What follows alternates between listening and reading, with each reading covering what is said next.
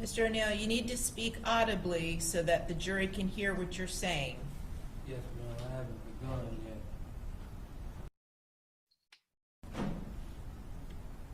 I was talking to my father.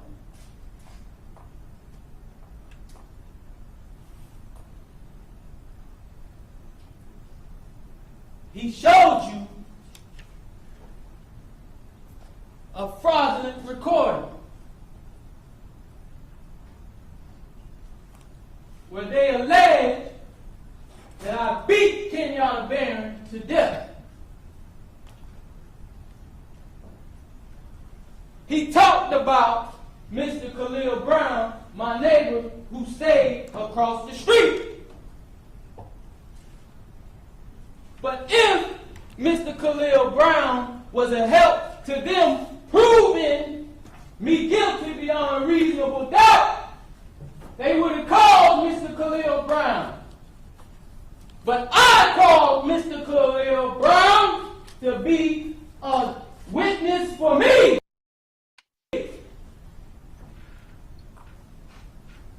And I didn't ask him to lie about one thing that he saw that night. I asked him to tell the jury exactly what he saw that night. And you have to ask yourself why that is. Yeah, look at the judge's face. No. Look at the judge's face. You heard a little smirk like, yo, this is a stupid nigga. Why that is. Yo, look at that. No. I can't let y'all escape that right there. No. I pay attention to detail sometimes. All right, hold on.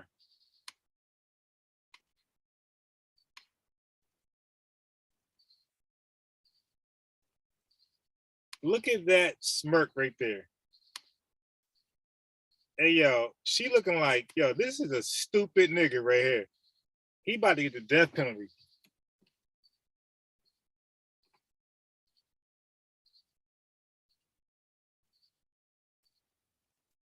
One second.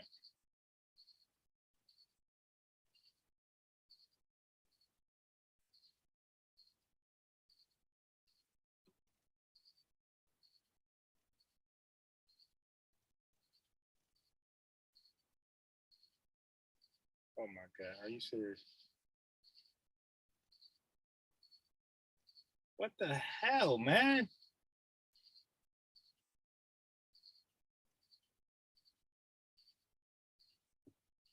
All right, here we go. Look at her smirk. Because he's playing a fraudulent damn recording of me beating Kenyatta Barron 15 damn times when that did not happen. What happened? What happened? And like I told you earlier, you will know the truth, whether in this trial or the next one. Better believe it. Oh, this got 4 million views. Oh, the watch. You about to get my shit. You about to get my live suspended. If you think I'm here to play around with y'all, God damn it, I'm not. All right, Mr. All right, this is the clear nut right here. Okay, this is a clear nut, and I suspect. Okay, I'm a lone wolf. This is my suspicion. Single parent home, diagnosed early as a childhood as a fucking nut, and the mom refused to accept that diagnosis. Listen to dumbass Dr. Umar Johnson. So he was never properly medicated. A dumb nigga is now being charged for double murder. I bet you he ain't over there 30 years old. Crazy nigga. Mr. O'Neill, please stop using swearing language. It's not appropriate in a closing argument.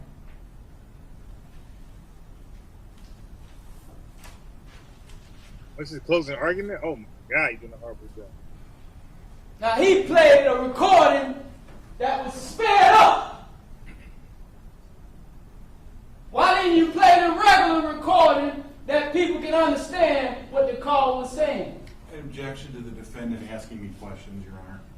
I'm going to sustain I'm talking to okay. people. Mr. O'Neill, listen, please just keep in mind this is not personal towards the prosecutors. Please keep your comments directed towards the evidence and the law. Thank you. Yeah, you All these suggestions now. Yo, listen very closely and carefully.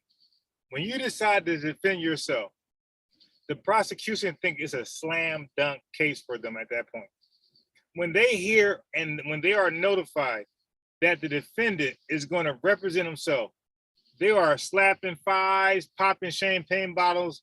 Like they look at this as an easy dub. Just know that in advance.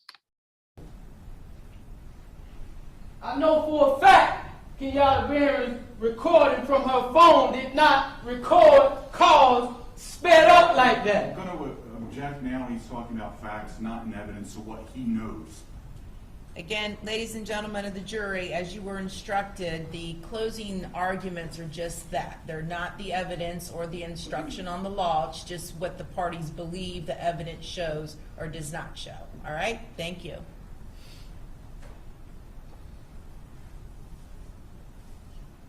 You heard Mr. Khalil Brown. You've been hearing me for 2 weeks now, telling you that they committed criminal acts against me with the 911 calls and that fraudulent video that they just showed y'all. Now, I'm going to prove it to you. You heard Khalil Brown. He said that he was actually sure that I only hit Kenyatta Barron 3 times. You heard him. I called him to tell you that. I ain't running from nothing. Yo, look how he stand at the prosecutor. Yeah, he made it personal. Yeah, look at the grill he put on a prosecutor. God damn. I ain't running from nothing. He want to kill the prosecutor. God They didn't damn. call Khalil Brown to tell you that. I did. And you have to ask yourself why that is. Because I want you to know the actual facts. Brother looks sharp though. I did kill Kenyatta Barron. Damn. But I want you to tell it like it is if you're going to tell it. Damn. He said I did kill her. God damn. My man is bold as hell. All right, let's get back to the more bullshit. What I want to do is then add an unnecessary tow bill, which until you then decide to take a registration for the vehicle and go pick it up, you just got continues to amass. All right, so I'm trying to figure out what I can do to help you out. They called you out because you wanted to talk with a supervisor, somebody that had a little bit. He said because he's parked in front of a driveway, his car will be towed. The officer just being petty, but and he's retaliating because the brother's being petty. More discretion, a little bit of leverage, and that's why I'm here today. the right of a citizen to travel upon the public highways and to transport one's property thereon. I'm not dealing commerce right now. So I'm not transporting any goods. There's no injured party. I'm being detained. And like I said, okay, that is the way that you wish that this was going to go. Mm-hmm. Unfortunately, that is not the rules and the reality in which we function. Okay, so I'm trying to do my best for you. That I know that it's frustrating to have all these police officers around. I know that it's frustrating to be, sitting here parked, surrounded by us for as long as you have. And I appreciate the fact that you're still being calm, you're still being rational. Okay, so we're going to try to strike while that iron is hot. Okay, and use that rationality for you to understand this doesn't end the way that paper. Can I ask you one question? Sure, man. What is your nationality? I'm a United States citizen. So a United States citizen cannot, Okay. a U.S. citizen cannot enforce law. Oh, shit. I'm going to start a tow. We can cancel it, but I'm going to start a tow. Now, remember what he just said. He said United States citizen cannot enforce law. All right, so hold on 1 second. I'm tired of these goofy niggas. I'm tired of these niggas, man. Give me 1 second.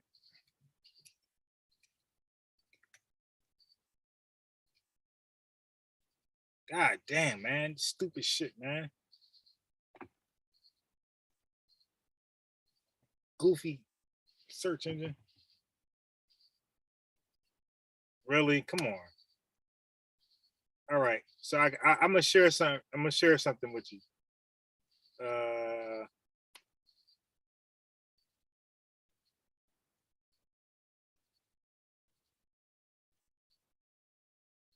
Ooh, I never read that. Wow. All right. Hold on.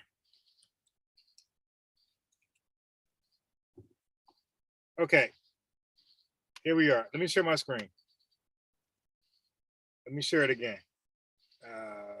Come on. All right. So now we're over here. Let me make this big. Come on. Can't stand Safari, man. Can't stand none of this shit. All right.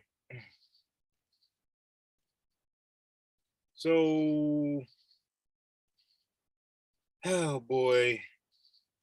The sovereign citizen movement comes from the crossroads of the modern American tax protester phenomenon of the radical and racist anti-government movements in the 1960s and 1970s. So all this sovereign bullshit, their beginnings, their origins are stemmed from the 1960s. Show me the Moorish Science Temple teaching this bullshit before the 1960s. Please hold your Moorish brothers and sisters accountable. Ask them, when did they teach this bullshit before the 1960s, before this anti-government, racist group against blacks taught this bullshit? Okay, and then it says, and of pseudo law. It's pseudo law. What is pseudo law? What is pseudo law? Pseudo law consists of statements, beliefs, or practices that are claimed to be based on accepted law or legal doctrine, but which deviate significantly from most conventional understandings of law, jurisprudence, originate from non-existent statutes or legal principles, and blah, blah, blah, blah. Okay, let's go further. Let's go further. Okay, so anyway, right here, it says the concept of a sovereign citizen whose rights are being unfairly denied originated in 1971 in the Posse Comitatus movement as a teaching of Christianity identity, Minister William Potter Gale. All right. Who was he? The early form of the movement was thus strongly associated with white supremacists. I told you, you heard it from me first, over anybody. Black power today is nothing but white power, black washed. That's all. Okay. So now I want to go to where I want to go to. Okay, so American pseudo law matured around 1999 to 2000. It evolved, and that point was hosted by the sovereign citizen movement, notably the straw man theory. What is that? Is a pseudo legal, and y'all say stop saying pseudo. Why? You know, they're not stopping saying pseudo. Straw man theory is a pseudo legal conspiracy theory originating in the redemption movement and prevalent in anti-government and tax protester movements such as sovereign citizens and free women. The theory holds that an individual has two personas or of the one of the flesh. Okay.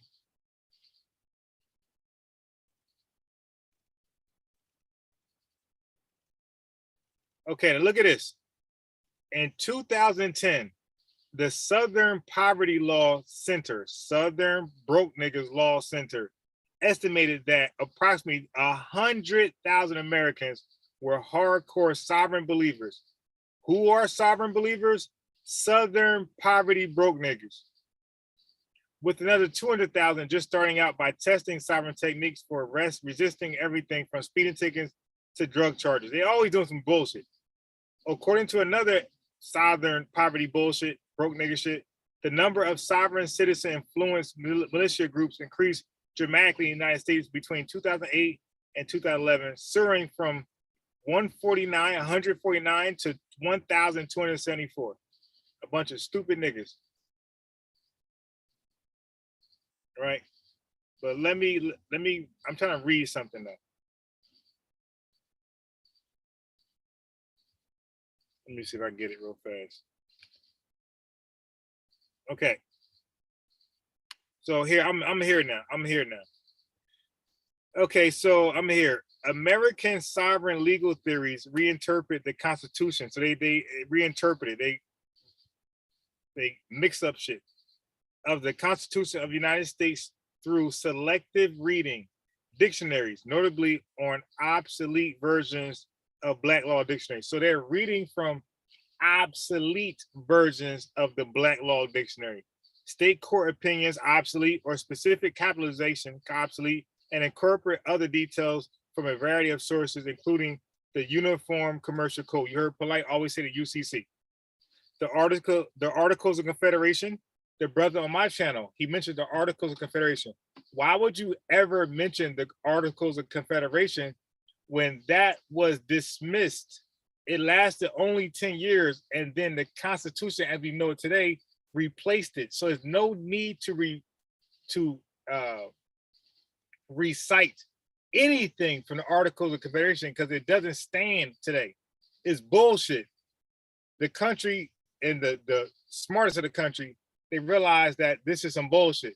So they drafted the Constitution, the Bill of Rights. You dig? Anyway, the Magna Carta, the Bible, and foreign treaties. So they go to the Bible, Magna Carta, whatever that bullshit is. They ignore, look what they ignore. They ignore the second clause of Article, I believe that says 6. I'm bad with Roman numerals of the Constitution. Okay?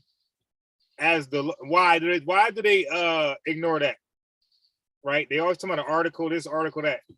They ignore the second clause of Article 6, I believe that says, of the Constitution, the Supremacy Clause, which establishes the Constitution as the law of the land and the United States Supreme Court as the ultimate authority to interpret it. So a goofy Moorish nigga on the side of the road, his interpretation is irrelevant compared to the Supreme Court interpretation of the law. All right, so let's look at Article, it is Article 6. Let's look at Article 6. Okay, so if it ain't too much reading, I'll read it. Oh shit, it's a whole bunch of reading. Oh boy, Article 6 of the United States Constitution establishes that the law establishes the laws and treaties of the United States made in accordance with it as the supreme law of the land, forbids a religious test as a requirement for holding a governmental position, and holds the United States under the Constitution responsible for debts incurred by the United States under the Articles of the Confederation.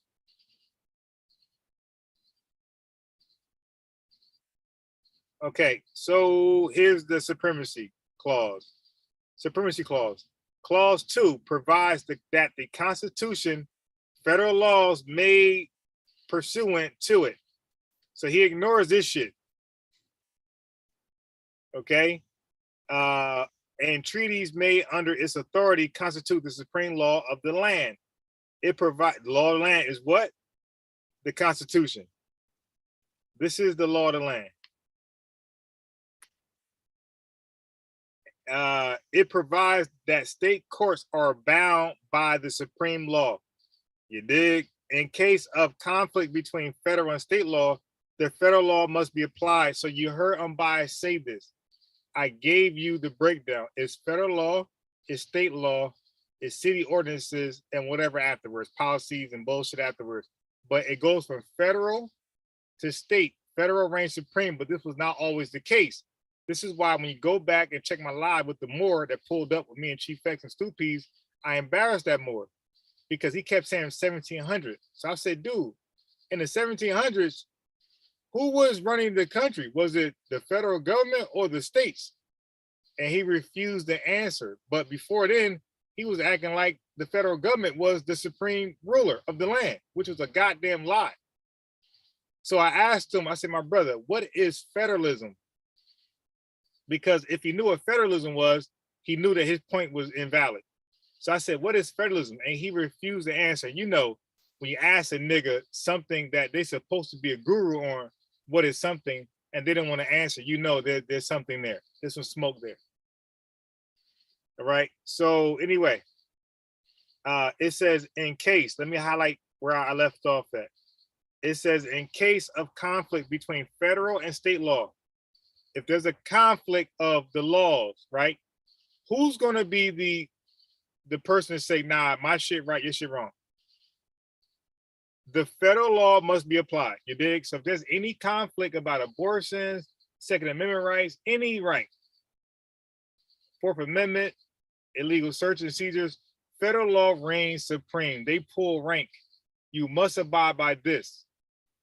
That's, you know, case law is the standard. You dig? It's federal. Even state constitutions are subordinate to federal law. Listen to me clear. You heard it here, this live. Even state constitutions are subordinate to federal law. It's below federal law. Federal law is what matters the most. Your marijuana, federal law says bullshit, is highly addictive, nothing about it is good. It's illegal to us. We don't give a damn what the state says and whatever. It's to us, it's illegal. The states legalize it, some states decriminalize it, but to federal government, it's going to be illegal forever. They will never, and for my research, in the foreseen future, they are not going to legalize marijuana. You better have some good scientists to show how marijuana isn't highly addictive, because the federal government is sold, okay, that marijuana addiction is along the lines of everything else. Alcohol, crack, cocaine, all that shit, heroin, meth. All right, so this is what the sovereign citizens don't want to speak about. They don't want to speak about Article 6 of the Constitution, right? The supremacy clause. You should have them read that. So if you debate a goofy ass sovereign citizen or more, and they're talking this shit, ask them about Article 6 of the Constitution, and then have them read the supremacy clause. So that debunks the whole you ain't got jurisdiction bullshit. All right. But again, like Chief X told him, like, dude, you're not speaking to laymen, lay women. You're speaking to OGs here. Chief X tried to warn that goofy nigga. A U.S. citizen cannot enforce. And I'm going to start it to, we can cancel it, but I'm going to start it to. Okay. A U.S. citizen cannot enforce law. I know. A U.S. citizen cannot enforce law, you dumb nigga. We just read that the federal law, it reigns supreme over everything. Who else can enforce federal law besides a U.S. citizen? That's just goofy, dumb, retarded shit, man. We got to get rid of the stupidity amongst our people. And we gotta ostracize them, marginalize them, redline these niggas, whatever you gotta do. Get these niggas away from us. Hate these niggas, man. That's me personally. I hate these niggas. I don't want anything to do with these niggas. I ain't buying shit from them. Know that you kind of got that now there's a time frame going on, okay? So what happens is in Baltimore County, there's a number of companies that have a contract with the county, and their contract states that they are able to arrive. So let me just, the internet went off, some bullshit happened. So let me just put the link in there, I put the phone number, anybody can come in and add to the chat. There is no real subject here. The subject is just stupidity, you dig? And we're just gonna talk about it. So that's the Zoom link, and let me provide the phone number for those who don't want to join the Zoom link. They don't have their computer on some bullshit and they rather just call in. Let me just provide the call-in number. So now I got people listening. So let me say this. Before I play the video, let me say this. I know a couple people, right? Couple parents who has kids who enjoy basketball, and they're pretty young. Freshmen is the oldest, but they from freshmen to like elementary kids, and they love basketball. I play basketball, and I've seen talent. I can look at talent and say, yeah, this kid could probably get a scholarship based on his talent.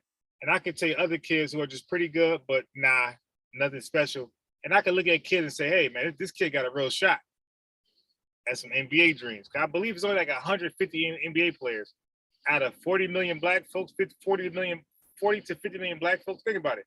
Only 150, 160 the NBA can only hire 160 minimum. Probably less than that. So that means a lot of people ain't gonna make it. So if you want to be an extreme talent, you need training, right? Trainers. Some paid, some charge, some don't. I volunteered my free time, right? I value my free time. I love being selfish. Okay, if I have to. But when it comes to some stuff I love, like basketball, I volunteered my services free with 2 parents specifically I know. And maybe I know it's more, but 2 guaranteed. One's a single parent, one is a married, one is a nuclear family, but his dad works a lot. Mom doesn't work, and mom don't play basketball. Dad don't have time for basketball. And the other one is a single parent who knows nothing about basketball. So I volunteered my services. I can help your kids out with some basketball training. You dig? Some stuff they can know now that with me, as opposed to figuring out by themselves and wasting 3 years. Right? So nobody, none of those parents took my offer. And I'm talking about I'll train them for 2 hours, 3 hours. I love basketball. I'm out there, part of the training my damn self. Nope, close people. Nah, we ain't gonna do it. That's how they look. I don't know what this lazy mindset is about, but it's serious. I'm lazy, I'm sleepy, so my kid can't do it. Okay? So here's the phone number.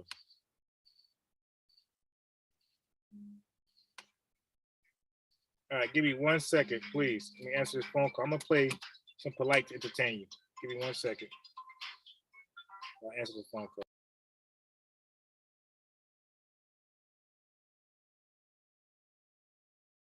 Interested to them, then they're living in poverty because they don't own the house. And if the house is in their name and they paid the mortgage in full and they don't own the land, then how do you own the house? They get mad you can't put your house in a book bag and walk off. So I start thinking, I'm like, you know what? A lot of us who think we're doing pretty good, we live in poverty. According to definition, a lack of resources and inability to own. Sometimes we use words and don't even realize how deep they are because we get lost for meaning in the words because the way it's misused. So today, I want to talk to you. This is about spirituality today. I want to talk to you about spirituality. And the highest form of spirituality is economics. The highest form. Because according to the definition of economics, it's a science in which a way a person or a group of people consume, produce, or transfer wealth. And if you home in on the word produce, you're talking about creating. And if you're talking about creating, that's an attribute, one of the highest attributes of God. And how are you going to create something? That's not material in nature. That's spiritual in essence. So if economics is the science in which a person or a group of people, a nation even, consumes, produces, and transfers their wealth. And I understand production has a great deal to do with creativity, and creativity is not material. And I understand when I create a product, I have to have a higher sense or a higher cognition of what's in my environment. I understand that when I create a product, sometimes I have to tap into the minds of people that don't even know I'm coming with the product. I know if I'm really spiritual, I can understand the demand that that product is going to have, meaning the people that's going to consume it. Because I'm in tune with the needs of the people. And sometimes people don't even know what they want until they come across it. It happens all the time when you go shopping. So I say, man, production is deep. Productivity is deep. People say, Brother Polite, you're becoming too material. All you do is talk about money. And I said, I don't talk about money. I talk about economics. I talk about economics. How many of you enjoying this event so far?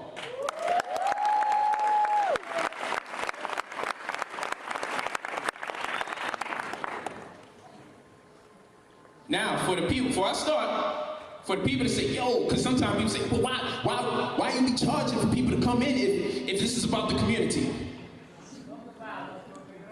We gotta talk about it. Before I go ahead, we have to talk about it. Why you charge? But like to material. But I wrote over 50 books last year, and it was all on metaphysics, and no one said, damn, like you produce more material pertaining to metaphysics than any of the other metaphysical teachers in all the 20, 30 years that they've been going. With exception probably Dr. Young. So, no one said, like, why you so spiritual? No one said that last year. I ain't been doing this for 2 years. I'm in my first year and change. No one said, polite, you're too damn spiritual. Talk about money. I think the books come out so fast, you think I'm doing this for years. I put out my last 5 books in the last 3 weeks. That's right. I'm like, you know what, it's going so fast, they're thinking that this was going on for years, and I've been teaching this for years. I haven't even been in the community for years. So people say, yo, why do you charge? Why are you so material? But I try to explain something about economics. Economics is the science in which a person or a group of people consume, produce, and transfer wealth. Let's review that. If you find a people consume more than they produce, then that means let's go back. Production corresponds with creativity, and creativity corresponds with God. Because God creates, and we was made in the image and likeness of God. So therefore, when you create, you are reflecting the highest attribute of your creator. Now, if you consume more than you produce, which is to say create, that means whoever's doing the production for you is your God, because now you're in a state of dependency. So I start thinking, I'm like, damn, this is deep. They know everything that we want, and they create it for us. They see us do a style, and they market it. They take our words, put it in their dictionaries. Tell us don't say it, and put it in the dictionary. Lord giveth and he taketh. Call you nigga, they say stop. The Lord giveth and he taketh. He sets the trend. If Nikki gonna be a Barbie doll, then on Halloween our sister's gonna be a Barbie doll. So I said, damn, wait man, it's all good. People get offended. I'm like, he's creating, he's producing, and we're consuming. And we consume more than we produce, so that puts us in a state of dependency. That makes him our God by default. It's true. And the word default in itself means bankruptcy. So I said, wow, this is interesting. And he takes his wealth, that revenue that he generates from our consumption, and he transfers it amongst his community. He sees to it that he sends his babies to school from our hard-earned, uneducated spending. So Polite says, yo, I'm gonna create a situation here. I'm gonna create a situation. Last year, just online alone, I made over $44,000, a little over $44,000 just on books alone, not counting DVDs, telescopes, microscopes, and the likes. And that's not even what I do for a living. I write for the living. I don't do it for a living. Real estate is my forte. That's a top salary online. This year, in the first 5 months, I've already surpassed that. And I say, wow. So this is interesting. So I don't stop. I make soap, I make lotion, I make deodorant, I make hair grease, I make body spray, I make Pampers, because the Pampers that they have the powder in it causes asthma in our children. I make our own soaps, lotions, deodorants because I understand what the people need. Because if you look at a whore or a prostitute, you'll find after years her face starts dripping or drooping down. Why? Because the metals inside of the products, the metals inside the makeup is called phthalates. It goes through the pores of your skin accumulatively. This means that throughout a 10-year, 20-year span of prostituting, and you always got to have your makeup on, eventually gravity plays a toll and pulls the metals down that's stuck in your body. Thus the skin starts drooping down. And that's why prostitutes always look worn down and beat down, because the metals that they're constantly absorbing from the products that they put on, called phthalates, substance inside the products. These are metals, unnecessary metals and products. Eventually, gravity places its toll, and it pulls their face down. It looks sad. It looks like it's drooping. God say, you know what? Then we need to make our own products. You know why? Because I'm God. And I'm like, you know what? If we need something inside the community, we got to think about it. That which is born came from that which was made. And in order to make, it has to come from creation. And in order to create, you have to put something into existence that wasn't there. So in order to create, you have to put something into existence that wasn't there. And then when you make, you have to take from creation. That's why God made man, because he took the dirt of the ground that already had live bacteria. It already had life in the dirt. When he used the dirt to create the skin, so-called, he was making because he took from that which was created. So when you create, you put something into existence that wasn't there. And when you make, you take from creation. And the end result of that which is made is birth. Something is born. So I said, where is our God mind where we put things into existence? Because we have a lot of complaints. We say, we don't got no schools. But then I don't see the school put into existence. So we don't got no land. And then I said, I don't see the land put into existence. We don't even got our own churches, our own mosques and synagogues that we call our own religion. But I don't see us put it into existence. We talk like we can't put it in. And I'm like, that's the working mind of a defeated people who don't know their own potential. So I said, it's time to create. I said, you're not going to tell me that I'm too material. Because if you like this event or you love this event or you think we're supposed to gather, who paid for the whole event? Ain't nobody contribute, not a bad thing. I said, I got it. It's not like that. But Sarnetta came to me and said, brother, I got a powerful idea. I know you're intelligent enough to speak on the same forum and say, without the conflict. And Brother Umar Johnson, we need unity in our community, brother. We need to stop this craziness. And I said, you know what? You're right. I'm always down with that. So I said, I'll fund that idea. So I said, okay. It'll cost me $1,500, $1.50 per chair, about $450 for chairs, $600 in flyers. Never mind what I have to pay to produce my own books and food. Just before I walk in the door, just before any money is made, I have the money to put up the $2,000 plus, almost $3,000. By the time I pay $200 for insurance in case somebody in there get hurt, most people don't rent a place and pay insurance, they wing it. I'm a businessman. If someone gets hurt, I want to make sure that they can be compensated. So I paid it, it's just $200. But it's just $200 for someone who has it. So I put up the $200 for insurance, put up the $600 for flyers, put up the $450 for chairs, put up the $150 for sound system and speakers if need be at different venues. Put up the $1,500 for the forum. And guess what happens at the end result? I share the forum with other speakers.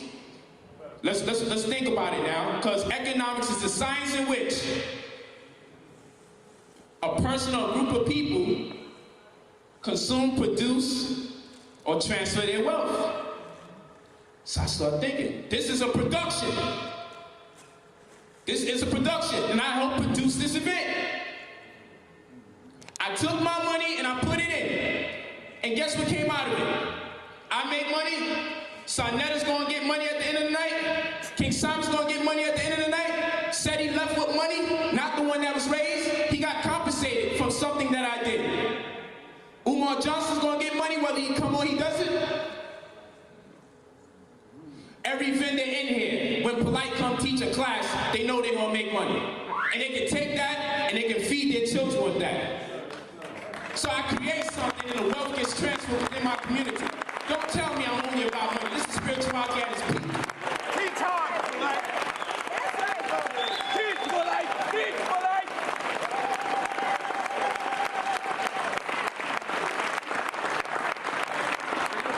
You know, as cats give me a 5 and a squeeze of a hug. You know when you go to a dry-ass lecture, vendors, dry, and your wife looking at you, you going, how much you made? Because you conscious. You're like, yo, man, only 12 people showed up, yo. You know how it is. But it's a good feeling when you say, yo, that guy, he does something 3, 4, 5, 6, 7 times a week. Every lecture he does, he come out with a book. Delvin Bland do a lecture, I came out with a book for his lecture. Yeah. He did 2012, a breakdown on the movie. I came out with the 2012 book. Said he do a lecture on niggas. I came out with Afro-Americans and Niggas book. Sold out already. Dang. You talk about it, I write about it. I put the application into the information. I just don't want to keep talking. We gotta archive our information. Because if we don't archive our information, someone's gonna tell our story for us. Right. And there goes the confusion all over again. There you go. That's right. His story is just that, his story. And my story is what? Mystery. And still, no one tells her story at all. She just left out the whole loop. We got Tahuti. That's right, he gonna tell her story. And I know what he goes through, because I got people threatening me. Because I say I worship my wives. Threaten me. Hebrew Israelites. We know it's a joke. We know it's a joke. Because you can't threaten someone like me. I'm too powerful in my mind and in my works and my actions. I'm protected by my positive energy, so that's why I don't give it no light. I'm too positive to be worried about someone doing something negative to me. That's right, babe. I'm not one of those brothers who like, I take care of my children. Like, nigga, if you're a father, that's what you're supposed to do. Like, what kind of credit you looking for? Yo, I take care of my kids. That's what happens when you bust a nut. You're supposed to take care of your children. That's what comes after. My child see me at least 3 times a month. So listen, don't make people fool you. Don't have people making you think. Don't have them have you think that you're being too material. If you get a certain level of success and you don't find out how to make others successful amidst your success, then you're too material and you're not practicing spirituality. The books are so popular, it started off with myself, my family, printing, binding, and designing the books ourselves. And it got so popular, now I got people on payroll. $420 a week. And I say, show me one of your speakers who evolved to the point in their consciousness where they got to the point they can cut you a check. My Crip brothers over here, come over here, man. Come on, y'all. They be trying to do the gang shakes behind my back. They think I don't be seeing them. They try to do it a law every time. These brothers, straight up and down my brothers. My cousins, my nephews, my blood brothers. And now, because of the knowledge, because of the lectures that they've been coming to, the seminars that I've been giving, these brothers own over $2 million in the state. That's right. And they look hard as hell.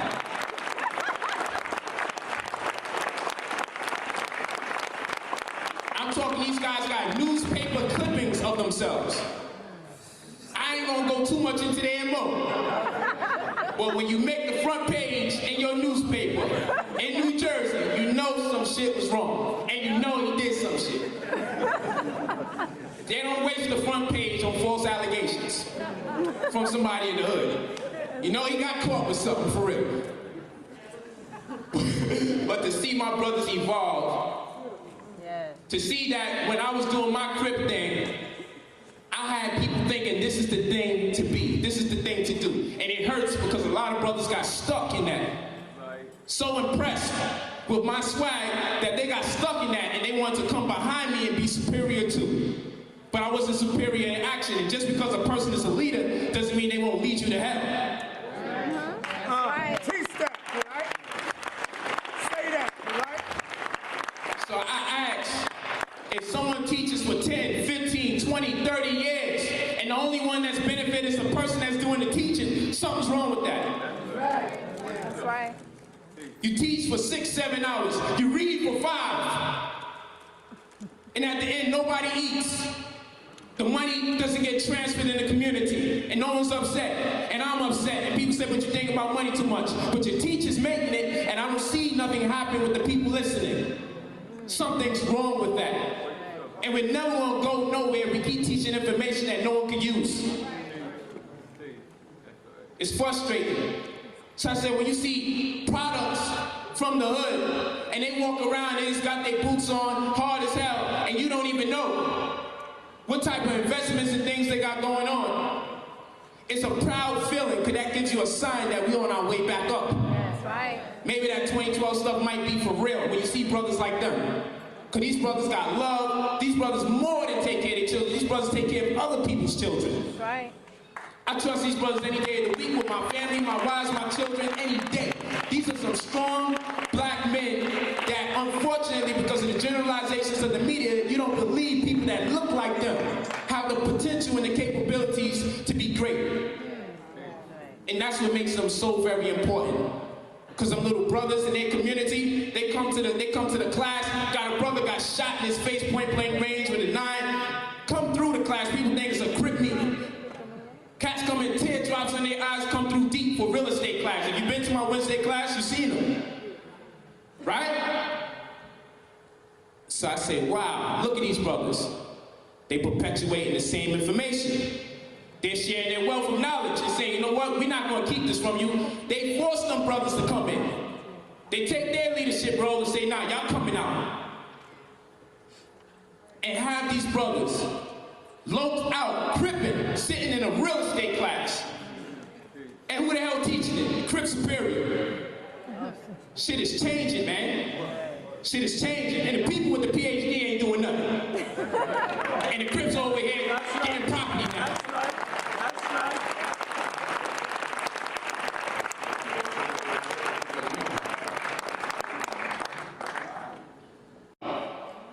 It's about 300 people in here today. And you get almost 300 different answers. That has to change. That's what we're going to talk about today, status. We're going to talk about economics, which is spirituality. This is a spiritual class. Don't let no one fool you. 50 plus books in a year, if that ain't spiritual, I don't know what is. Fluent in 7 languages, growing in the hood with no father at age 8, and mom died the week that I met her when I turned 17. I'm supposed to be in prison right now with 3 baby mothers that hate my guts. I'm supposed to be trying to flee the country because child support takes too much of my money. My pants are supposed to be tight, yet still below my ass.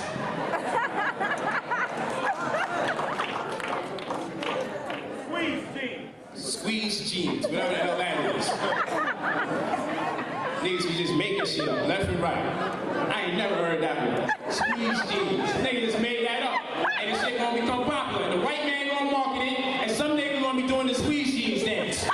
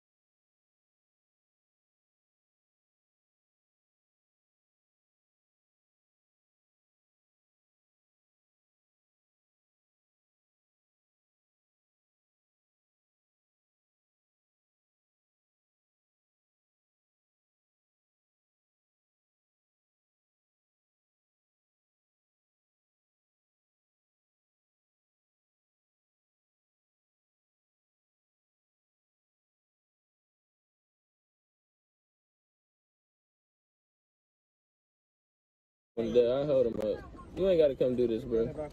It ain't gonna go that way. You ain't gotta drop no windows, Tori. You don't have to. That's not what we pulled over for. Well, I told you guys, you gotta step out. Don't have to step out the car. We don't. We didn't do nothing wrong. We're not gonna ask too much. I'm not gonna ask either. Call the supervisor, because I'm not stepping out. It's simple as that. Call the supervisor. We're gonna stop with you. Call the supervisor. They have no search warrant, Tori. Roll the window up. You have no search warrant. You're not. Man, it's over. You're not. We're not getting out the car. You're not searching. I'm not trying to. Is it called? Write us a ticket for being right here. It's not happening. Like, we're not getting. No, don't open the door, Tori. Don't open the door. Don't open the door. No, sir. I'm a black business owner. This is my. Tori, you don't even have to explain yourself. You don't even have to explain yourself, bro. They can write us this ticket and be done. And so we can search it. You have no reason to search. You have no reason to search. It's off. The car is off.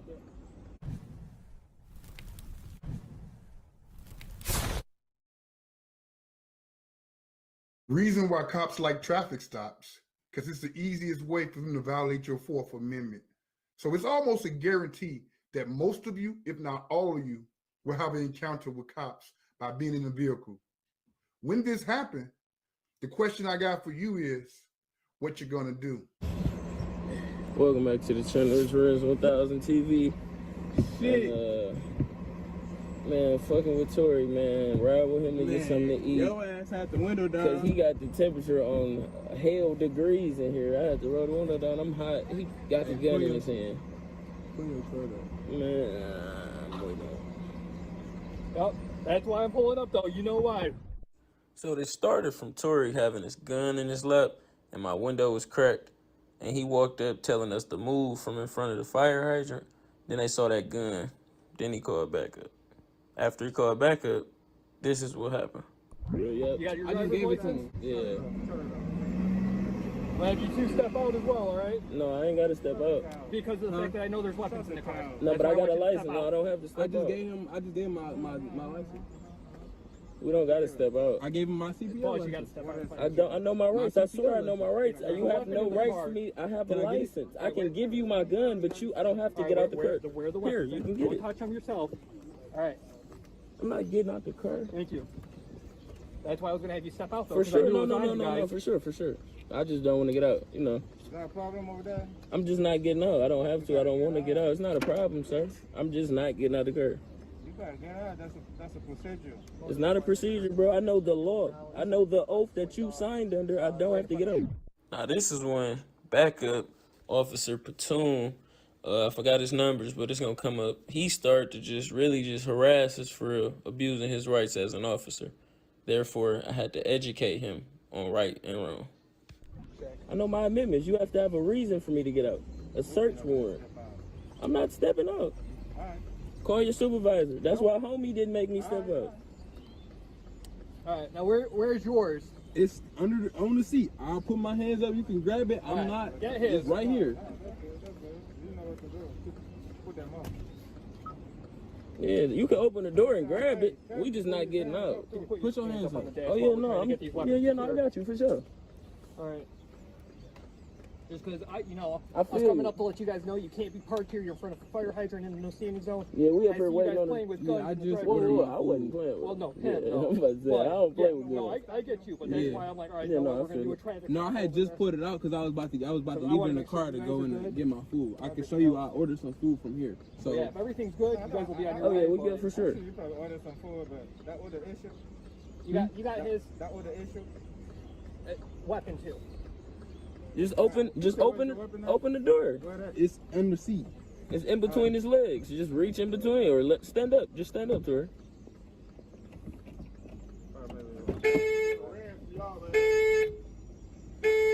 Just stand up. Okay. Is that another one? No, that's it. What is?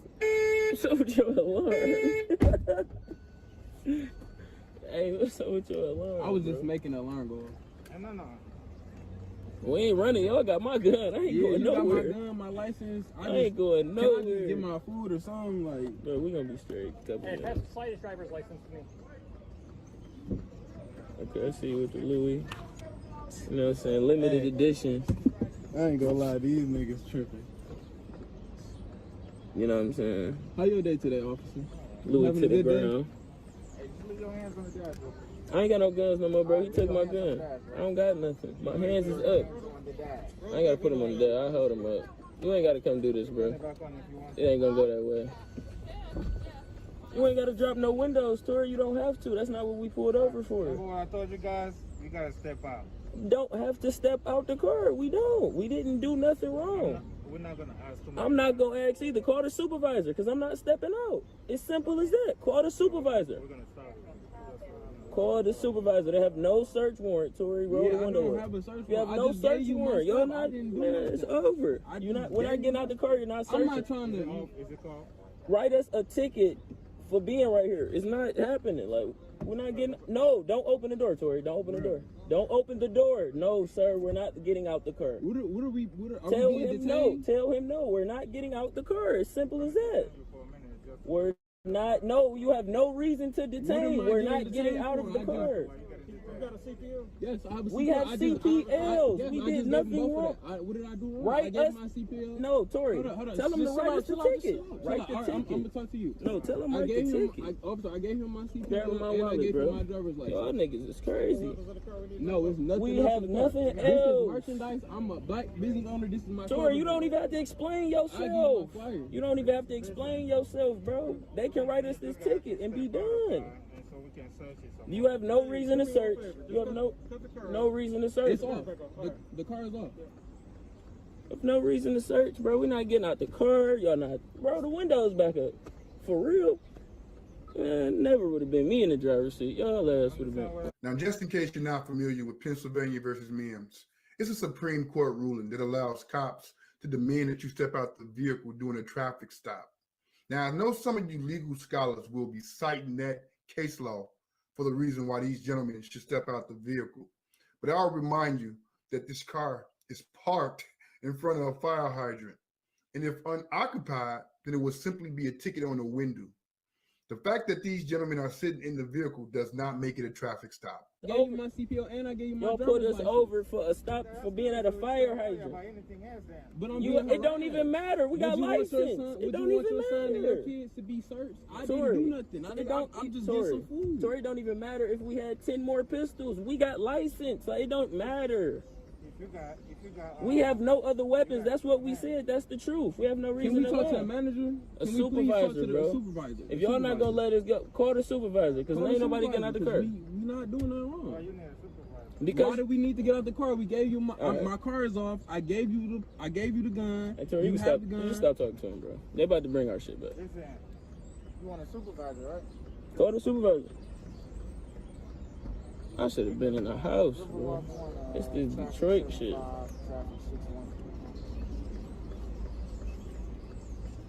Unnecessary ass shit. I would have never rolled my back windows down for these hoe ass niggas. Hey, Batum, what's our code? Hey, bro, it's cold as fuck. The downtown motor one, they're gonna need a supervisor over there. Yo, both your hands need to be up. Phone gotta be down. I For need what your the hands up. Man, Put them y'all up, was please. crazy. Them hands gotta be up. Keep it cool now. Can he bring our stuff back, My please? man, put your hands up there. He said my Don't hands have had to be up. I'ma listen to him. You on that side. He said my hands gotta be up. Put your hands on the dash. He not in charge of me. Put your hands on the dash. All right, that's good.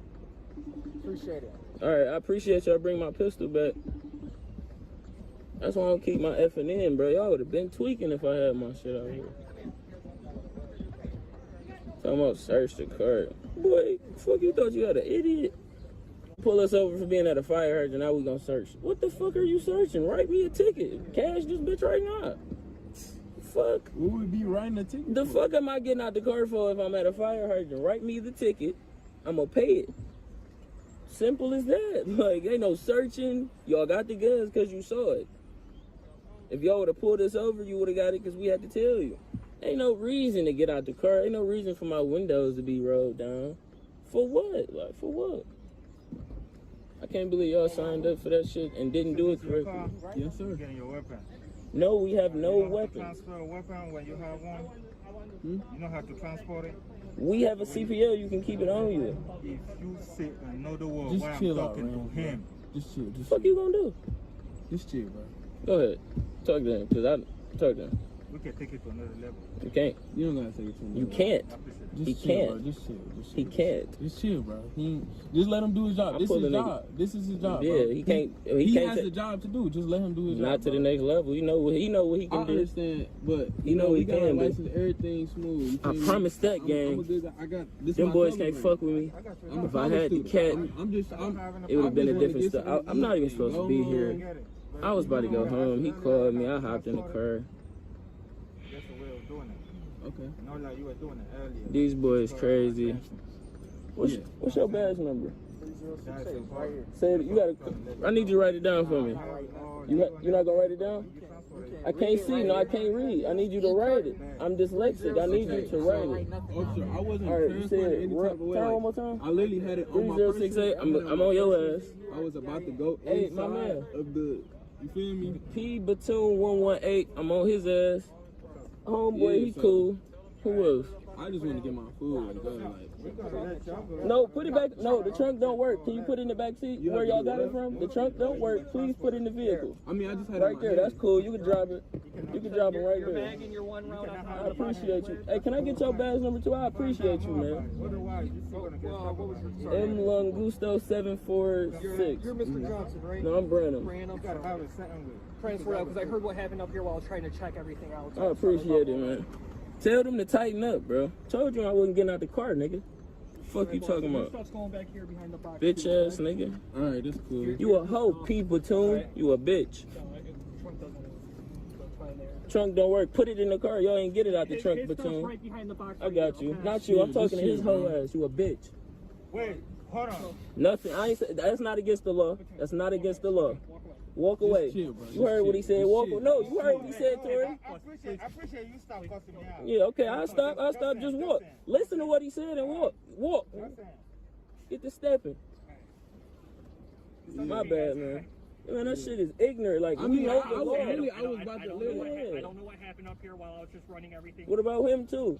He don't want to write his badge number down. That's what he's supposed to do if I ask. No, if you guys ask by law. By law, you have to write. I can't. Hey, hear me out. Okay. By law, what we have to do is verbally just tell it to you. We don't have to write it down. Okay, you don't have to write it down. No, that because we go All right. over it all He the time. told me I couldn't especially touch down my here phone. because of the fact that we're downtown and it's much more populated and everything. Right, So understandable. we go over it all the time. All we have to do is verbally tell it to you. I want to salute this gentleman for simply saying no in the face of tyranny.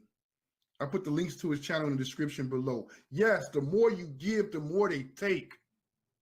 And each of you out there have to decide how far you're willing to go to secure that liberty. Maybe you need to be stretched to your limits to know there's only a couple options. You can break or you can stop giving. You decide. Until the next one. Much love, blessings, peace, always respect. I told y'all boys they can't fuck with me. I just ordered my food. Y'all get smart on your education. Look at this lame ass.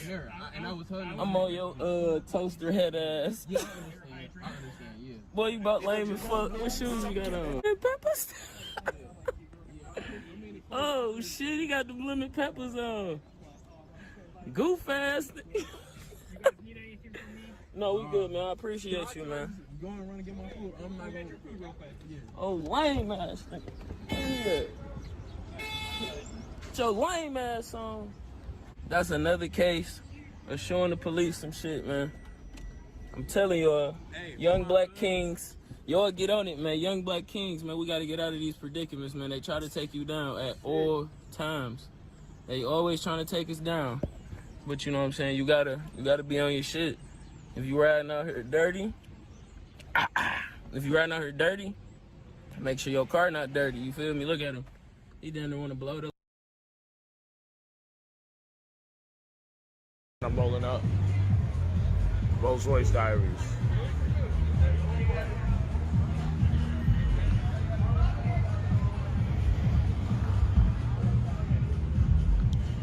I teach people how to make money.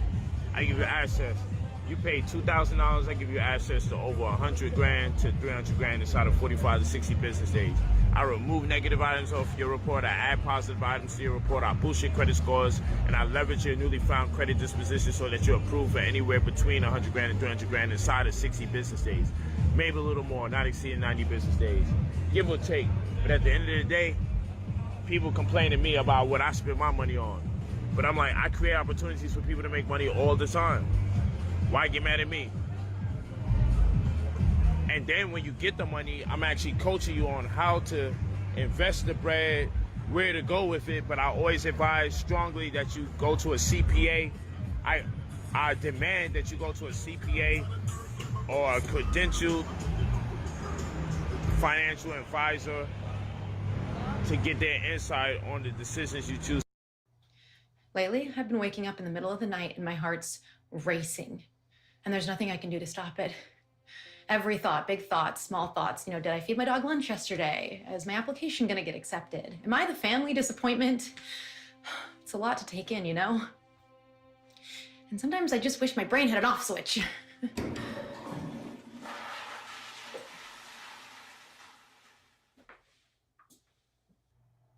Just me? Okay, great.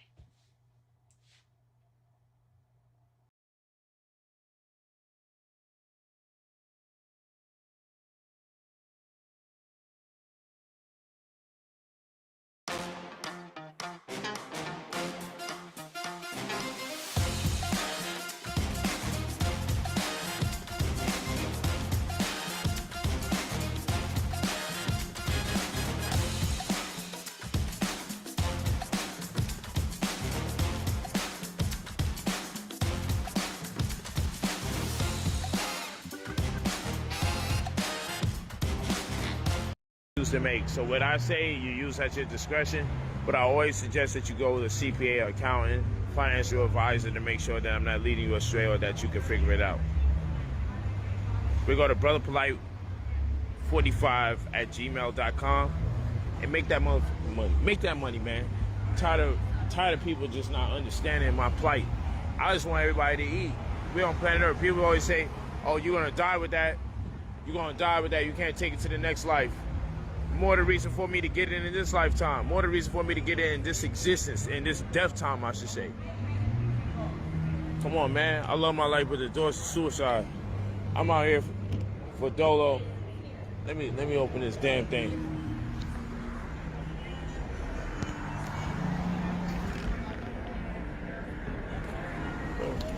Let me get this thing.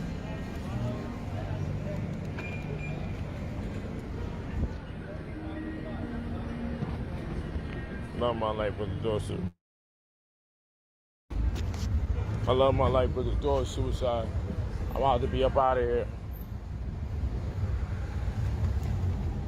About to be up out of here. I get paid to put on clothes.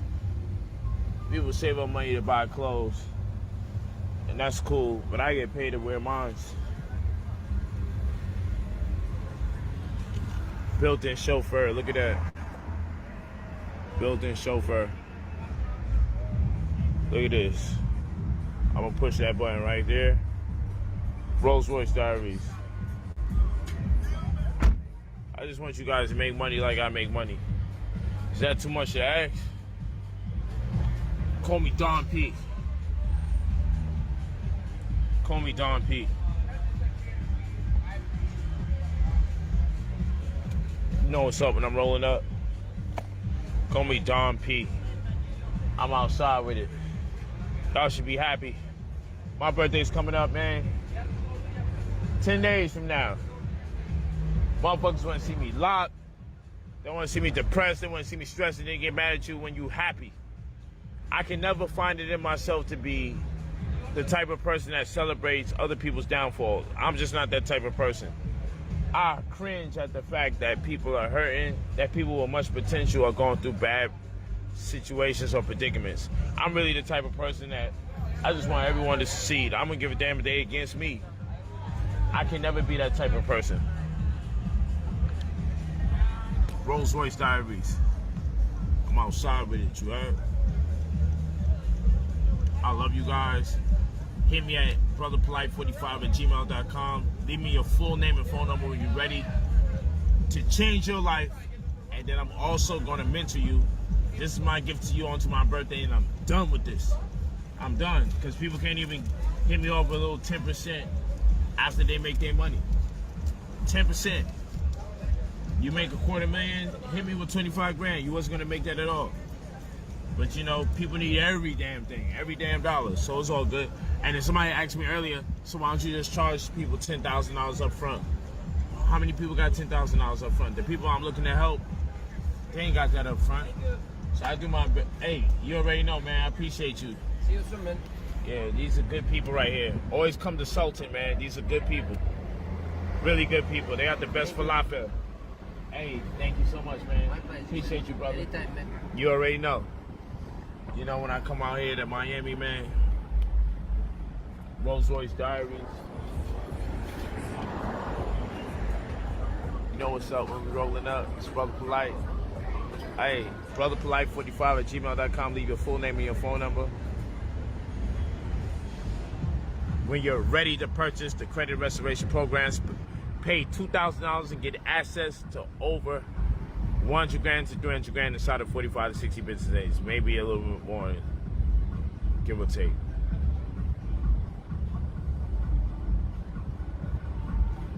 Yeah, you know, somebody's like, charge them $10,000. I'm like, no, that's crazy. People don't got $10,000. People don't really got $2,000. The people I want to help don't really got $2,000.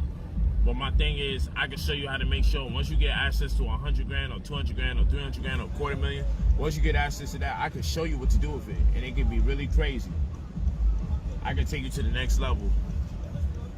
But I always suggest, because I'm a 10th grade dropout, that you get, you validate whatever I'm saying, or you receive some kind of instruction or advice from somebody that's credentialed. Because I'm really like a 9th grade dropout, but I'll say 10th grade. I spent a couple months in 10th grade.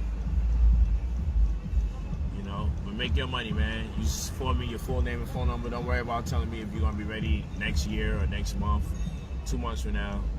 I'm stopping this program. This program is a gift onto y'all, especially with me doing mentoring. So if you want to be mentored by me, get the credit restoration program, because I refuse to mentor you without helping you establish financial literacy, as they call it, or wealth stewardship, generational wealth. I refuse to mentor people unless I help them with that. I don't like people like the mysticism and the metaphysics, and I'm with all of that. Holistic health, I'm with all of that, but you're not going to get mentorship from me unless I can add value to you monetarily, because that's a part that we've been lacking in so much as a people.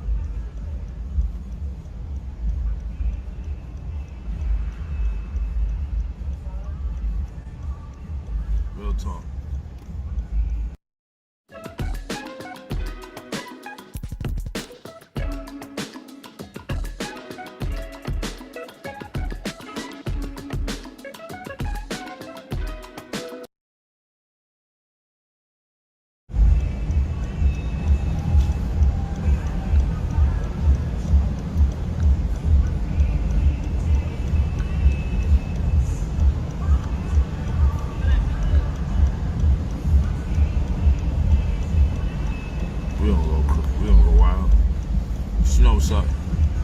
What's up, Jude?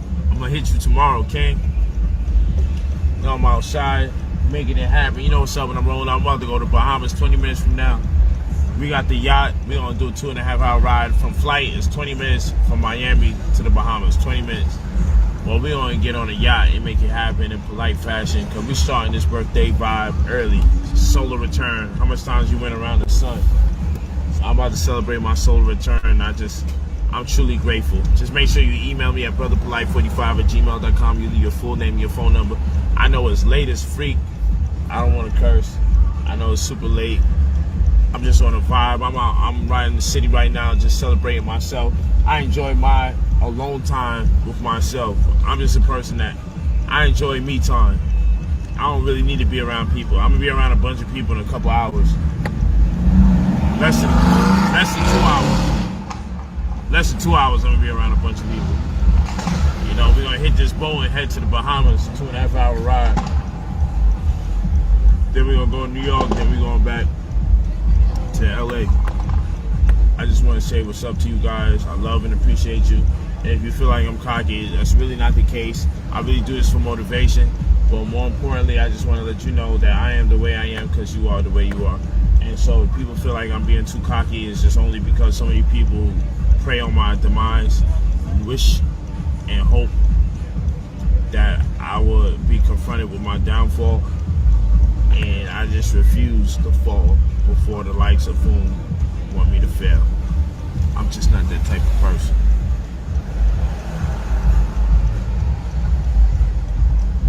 So I'm outside, man. Love you guys, yo. Come on, man. Look at this. Rolls Royce Diaries, you heard? You heard? Rolls Royce Diaries. Call me Don P. Don P. I'm outside with it. What the fuck is they talking about? You know, when people attempt to pull you down over and over and over and over again, you bound to carry yourself a certain way because you're just tired of the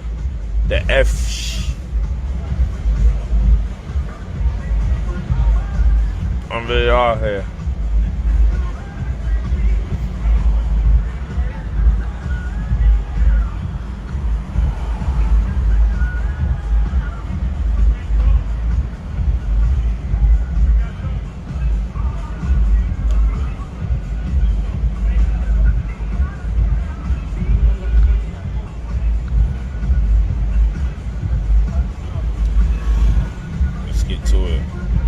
Have a good time. I'm gonna let you guys slide. I was just doing a little late night vibe. I remain safe. Not only safe, I remain blessed. Thank you so much. I appreciate you good brothers and sisters for staying in tune with me and keeping up with the vibes. I don't like how that looks, so let's do it this way.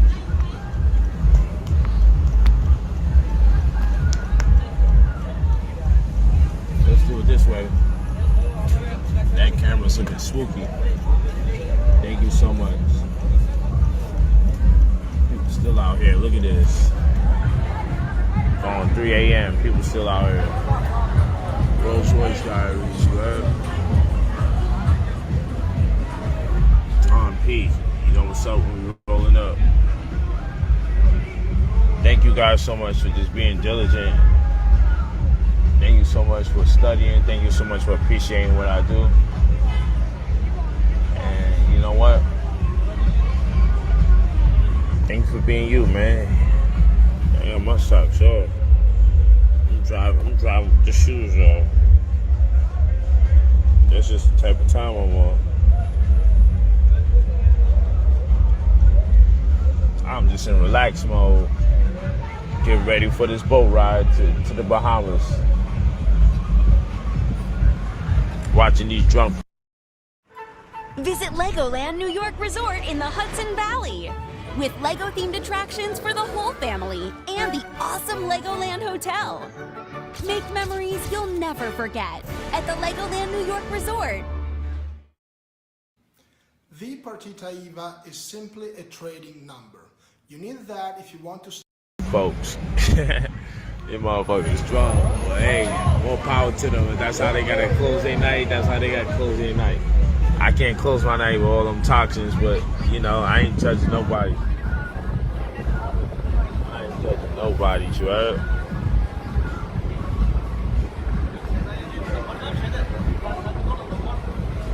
Yeah, my soul returning. Like 10 days. Today's my daughter's birthday. She turned 16. I'm so excited about it. I'm actually gonna fly into town after this boat trip. Give her the world.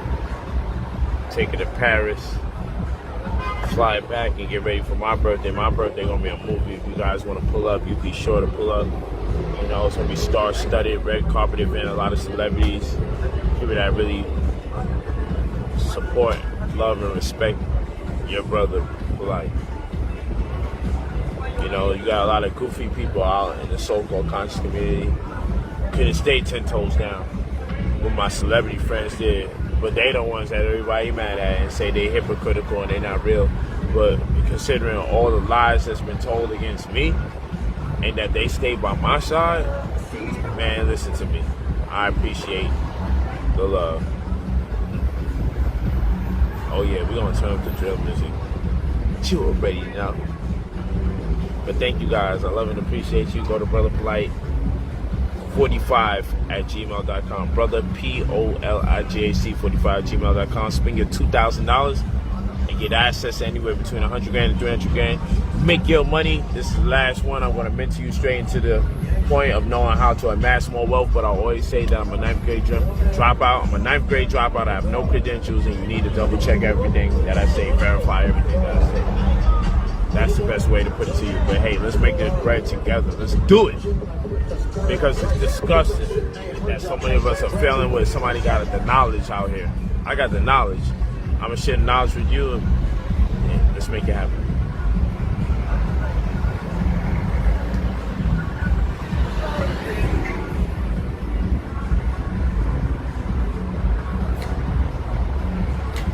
You know, you can't do great things and not be talked about. But thank you. Blessings and abundance. I'm up out of here. Email me at brotherpolite45@gmail.com. You don't have to let me know you're going to be ready in a week or 2 weeks or 3 weeks. But if you're ready to change your life, spend that $2K, get that access to 6 figures, and I'm going to coach you. I'm going to mentor you to make sure you turn that into $1 million. I want to say turn that B into $1 million, but I'm not going to curse. Let's freaking go. I love you guys. I was doing a little early birthday energy, that's all.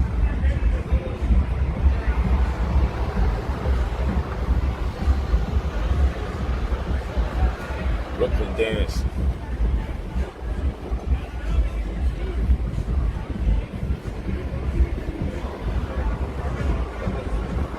Blessings and abundance. I love you guys. Rolls Royce Diaries. Rolls Royce Diaries, you heard?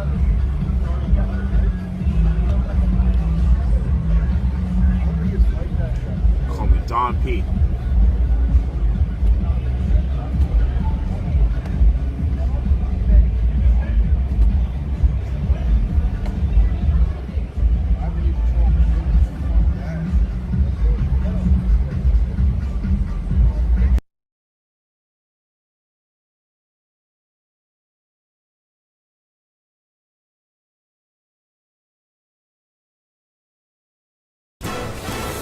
Agent, you've got a graze problem. New One Twist hair color by L'Oreal Men Expert. To activate... Peace, it's Brother Polite. And this installment is called, Can I Tell You a Secret That They Don't Tell Black People? So let's get to it. What they don't let you know is that when you're poor, you put everything in your name. That's what we do. It's customary for people who are lacking in knowledge and resources to get a sense of pride, putting your car in your name, putting your house in your name, you know, putting your bills in your name. We feel proud because we've been living in somebody's house for so freaking long that by the time we see our name on something, you feel restored. You feel more in balance. You feel more in harmony. You get this serene, you be in this serene space like, you know what, things are changing and I finally got, you feel like you own it more because your name is attached to it. So it's really your car because your name is on it. And this is that reverse G. This is that psychological plot twist that they do to us. This is what they do to us. And so what happens is, why are they like making it so difficult for people to get on the stream? And so what happens is, we come to terms with the fact that you really don't want to put things in your name. You really don't want your bills in your name. You really don't want your car in your name. You really don't want your house in your name. You really don't want these things in your name. And the reason why you don't want them in your name is because there's no benefit to it. If you put your bills in your business name and your home in your business name, your car in your business name, then what happens is there'll be a lot of concessions made onto you and things become cheaper. Your bills become cheaper. Your rent becomes cheaper. Your mortgage becomes cheaper. Pardon me. everything becomes cheaper. And the reason why it becomes cheaper is because concessions will be made to someone who helps stimulate the economy before someone who's a liability of the same. What does that mean? If your ambition is to employ other people or to empower other people, if I employ people, then they're also going to spend money in the system, pay to go to school, they're going to pay for a car, they're going to buy clothes, and in the interim of all of that, they'll be paying taxes. So why not empower the person that's putting people in position to keep the economy going? So I normally ask the people I mentor, do you work where you live, or do you live where you work? And the reason why that question is so fundamental is because when you put your home or your apartment and your bills in your business name, it changes the dynamics of who and what you are or how you're received in the financial world. Because if your home is a business, instead of you using your home to go somewhere to do business, if your home is a business that just so happens to have a stove, just so happens to have bathrooms and everything like that, then what we can do now is say, oh wow, okay, first of all, you'll be approved of more money for your business loan. So if you apply for a business loan, you'll get way more money, because for so long as you've had your apartment, or as long as you've had your house, is as long as you've been in business successfully. There's so many different approaches to it, it's ridiculous. And then at the same rate, you'll be paying a business light bill and a business gas bill, which is totally different from paying a domestic light or domestic gas. So now your light bill is going to be cheaper, your gas bill is going to be cheaper. It gets real deep. It gets really deep. So that's just an example. So I would normally say get a irrevocable trust, or even an endowment fund trust, but not to go too far and beyond. I would say get a irrevocable trust or a living trust and retitle your property and retitle your other assets to it. And it's very simple. You give your business identification number or what have you to the light bill, to the light company, to the water company. And now they understand, oh, this is under pretense that it's a business. You won't get charged the same way that other people get charged. So you're saving thousands of dollars. And like I said, your mortgage becomes cheaper if you do this the right way. Because if you do this the right way, what'll happen is, pardon me, y'all. Hello? Like 4 or 5 minutes. No, I said it will be. I thought it was gonna be longer. Alright, I'm here.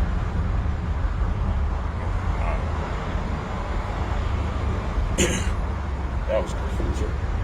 Okay. So yeah, those are the things that you want to do. You want to set up a irrevocable trust. Alright, and retitle it. And then when it comes time to get a line of credit, the money's gonna be really good when it's time to get a line of credit, because now it's a business line of credit. And you have different working pieces of the business. But that's just an example. That's just one of the secrets to put out there. And of course, you know, we got the credit restoration service, which you pay $2,000. You get access to anywhere between 100 grand to 300 grand inside of 45 to 60 business days, where we send letters and affidavits and even compendiums and memorandums to credit bureaus, financial institutions alike, for the purposes of removing negative items off your report, adding positive items to your report, boosting your credit scores, and then leveraging your newly found credit disposition so that you're approved for the 6 figures. And people may say, oh, how come people don't know about it? It's because most of the things you need to know is not taught in school, so you have to get it work.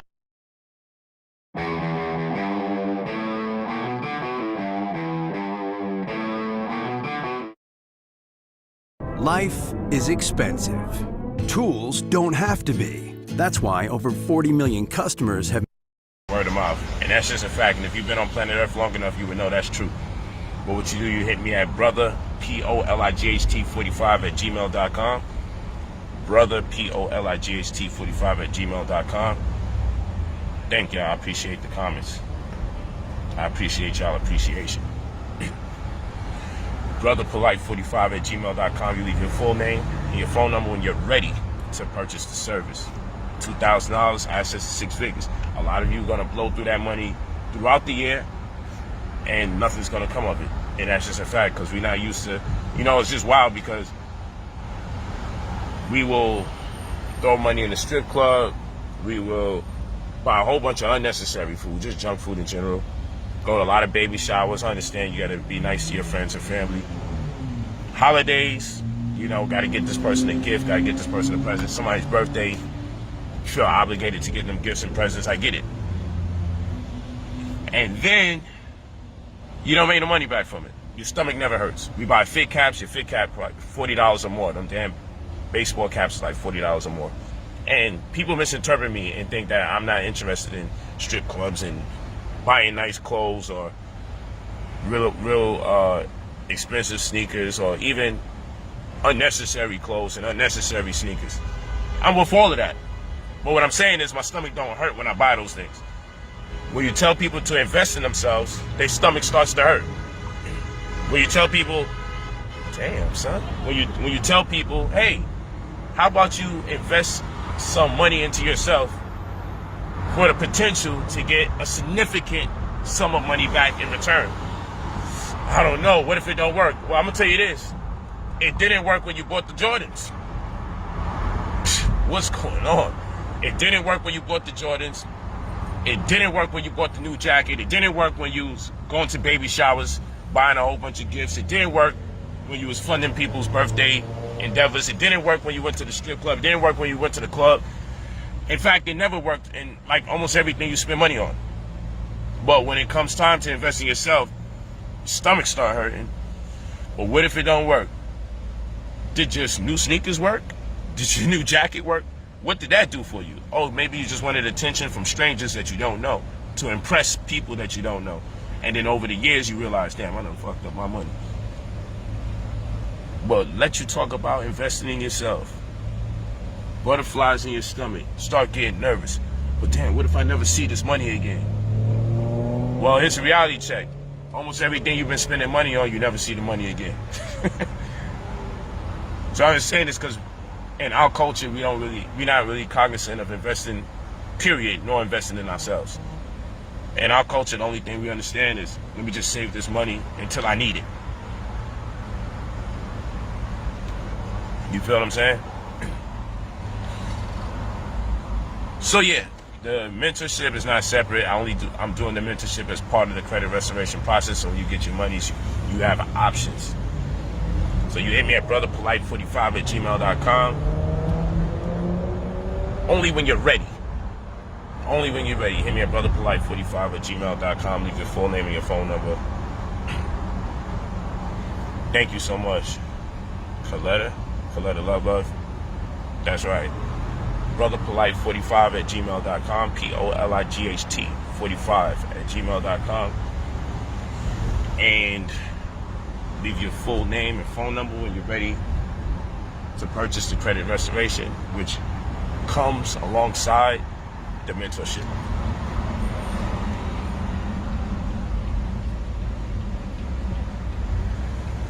Yeah, I think they are shadow banning again. This is ridiculous. Ain't nobody shadow banning this nigga. Nigga said shadow banning. Let's get back to this goddamn more. On scene anywhere we request a tow within a 15-minute time period. All right, usually it takes less than that. So I would love to be able to cancel that tow and not have you end up with a tow bill over this. Right, so I get it, but your place to make this sort of logistical stand is not here on the street. Right, we at the end of the day are police officers. The things so we can take it to court. Yes, we can. The things you're arguing are things that take get it to argued in court and things that get argued in front of the legislature. All right. So when Officer Usher brings the citations up, it's going to say, here's how you pay it, here's how you take it to court. If taking it to court is what you desire, perfect. That's well within your rights to do. All right. All right. So is there a phone call that we can make, somebody to come give you a ride, or are you close enough to take you guys can't tow my car. Well, we can, because you can't drive it forward because you don't have the valid license, okay? And the place that you... I'm not driving, though. I'm traveling. Over, okay, I'm traveling. is blocking a residential driveway. So that gives us I the can legal right to easily tow. travel up right But now. These are the things. These are the things that are going to become an issue for you. Is that if you move the car right now, right, you're in violation. Hey, peace, Chief X. Yeah, so Chief X made a great point about traveling. I never thought about it like that, but before there was a motor vehicle, all you can do is travel. That's all you can do is travel. Once motor vehicles were entered into the scene, into society, there had to be new rules now because it's a new way of traveling, quote unquote. Okay. So once the motor vehicle was introduced, the word traveling did not apply to motor vehicles. Instead, the word driving applied to motor vehicles. Okay. Traveling applied to camels and horses and dog sledding and Negroes walking. But when you are operating a motor vehicle, the word driving is attached to motor vehicles, okay? And you can call it traveling because you're moving place to place, but you are traveling by way of driving. You're driving a car. Motor vehicles, you can only drive them. You get it? That's why you need a driver's license to operate a motor vehicle, not a fucking camel, horse, and chariot. Okay? To operate a motor vehicle, you need a driver's license. If you don't want to operate a motor vehicle, then you don't need a driver's license. To ride a bicycle, you do not need a driver's license. You dig? To walk or ride a skateboard, you don't need a driver license. But even these motor bicycles, motor scooters, you don't need a driver's license. But if you're gonna operate a motor vehicle, your black ass gonna need a goddamn driver's license. Okay, according to DMV. And if you operate a motor vehicle without a driver's license, you're gonna be in this situation right here. Doing this thing in my presence, which is a lot different than the fact that when this officer pulled you over, we hadn't identified you. Now that we know you're not a valid licensed driver, He hasn't identified himself either. Okay, I'm trying to help you out. Your place to argue it is in a court of law. All right, so we can take it there. Okay, so that's where it will go eventually. But for right now, your car's either getting towed or I'm moving it. Right? Those are your options. And I feel like I've done as good of a job as I can of explaining. You've done an excellent job of explaining your side. The problem being that what's the problem? Your side is something that's argued in a court of law in a legislature. It's not argued on the street. Right. We are already. I haven't identified myself as a corporation for you guys to even act on as being as acting over me as a corporate person. So before you now mind you, he just saying bullshit. That's why indigenous, you gotta stop watching dang indigenous, man. To get respect of anybody, you gotta stop watching somebody else another human being interpretation of something. Dan Calloway is a clown. Okay? His information is goofy. So if he brings up a point that interests you, you need to do your own reading. You don't want to follow what that nigga says. You want to do your own reading first, and then when you do your own reading, which is called research, then you make sure what he's saying lines up to what you read. And if it doesn't, you know he's on some bullshit. You became enlightened to your current way of thinking. You subscribed to the traditional values and beliefs, and you got your picture taken because you really wanted to drive a car. Okay, that's how we got your picture. That's how we're able to positively identify you. So you may have changed. But did I agree to that's me? But all of that came I didn't agree to that being me. Okay, so here's your options. Either the car gets towed, you get removed from the vehicle to allow for that to happen. You step out of the vehicle. So you guys are going to verbally come inside of my car without permission, violating you guys' rights on camera. That's what you guys want to do? And it will be on 8 or 9 cameras at this point. Okay? So I know that you're a rational guy. You want to be able to present your case. I've already informed you that this is not the proper venue to make that case, right? We have the laws that we function by. you wish to change these things or you wish to subscribe to your own based on your beliefs, but those are not things that get argued at a street level. These are things that get argued at a level much higher than this. Okay? So I'm going to move your car so that we don't have to tow it because the tow bills start to rack up pretty significantly. All right? And if you really want to go to court and if you want to get legal representation, all these things cost time and money. So I don't want this to be unnecessarily. So I can move my car out of the way, right? We are going to move your car back so that it's a legal parking spot, but then you are not able to drive your car away. You have to wait for a valid licensed driver to either sit in the passenger seat or take over the driver's seat for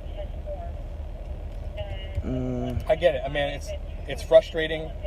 You're just trying to be heard, but unfortunately, there's only so much wiggle room that we have here.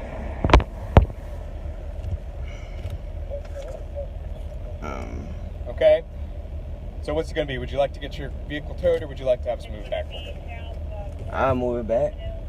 I mean, that's like you guys are violating your guys' rights. I mean, can we clear a spot behind here so we can get it moved back? All right. Whoever's behind, usher back up, and then usher back up.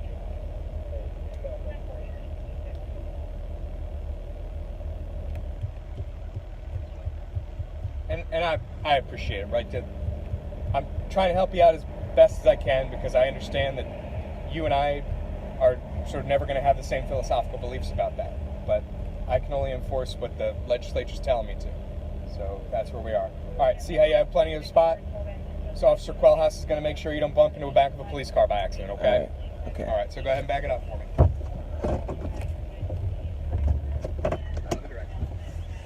I got you. Thank you.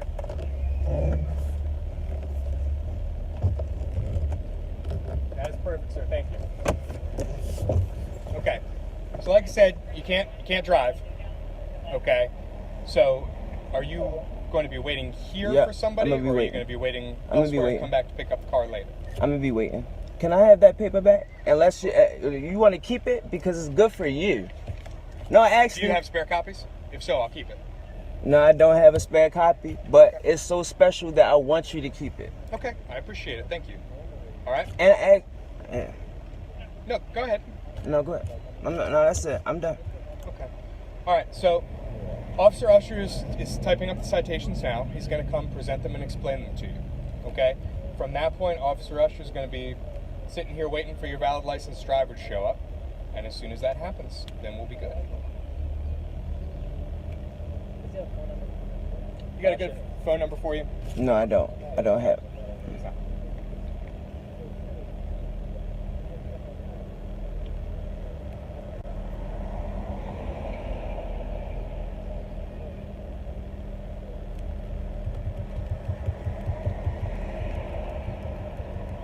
So how long have you been a true believer here? True believer. How long have you been a true believer? Come on. Dice man, peace, my brother. Yeah, baby mom. Hopefully got no kids. Hopefully. Is this like within the last year or more than that? As long as you can remember? Yeah, man. I've been trying to keep it. Cause I gotta go, like I gotta go.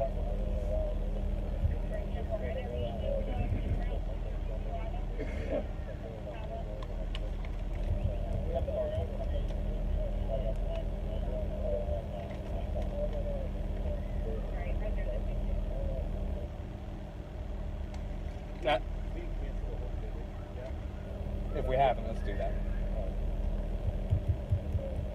I apologize, Mr. Jackson. I never got the. What is the name that you would prefer for me to call you, or the name that you identify? I am eBay. I told him that. I am eBay. I am eBay. Gotcha.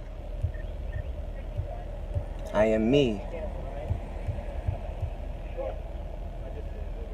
Thanks, guys.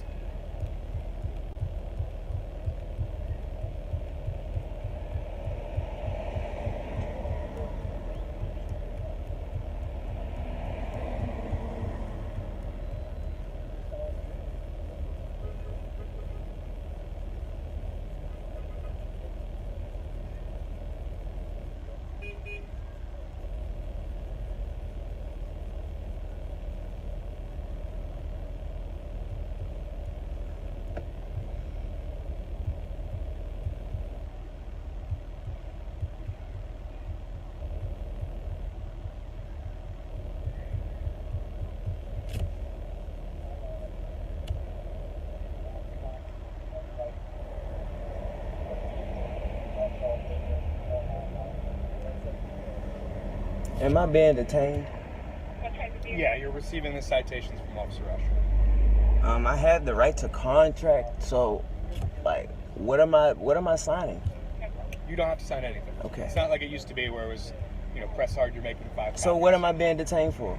If I'm receiving waiting. these citations, and then you are unfree to leave in this vehicle as the driver until you have a valid licensed driver in your passenger seat or a valid licensed driver in your driver's seat. 115 Honda, okay, you taking her back to the children's home? I guess. They get the one from the Ramada, that one we've been looking for? The news, yeah. Good. Good. I know they were worried about her. You want to know the unit with you? Yeah, somebody else. She's either going to run or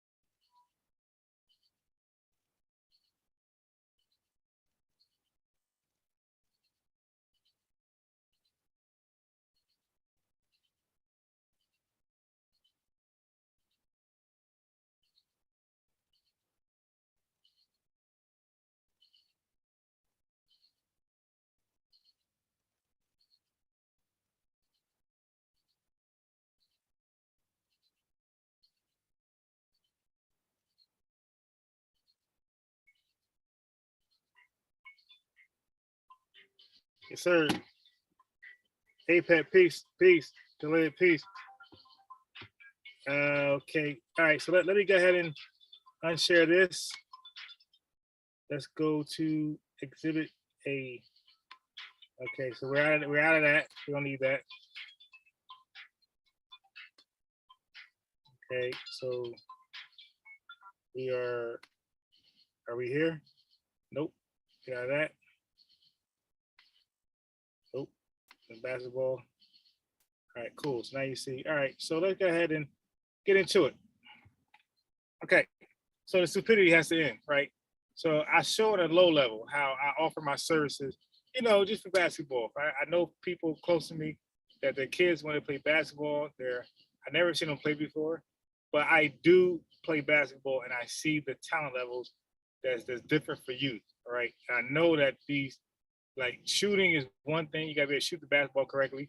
I know I helped them out with their shot.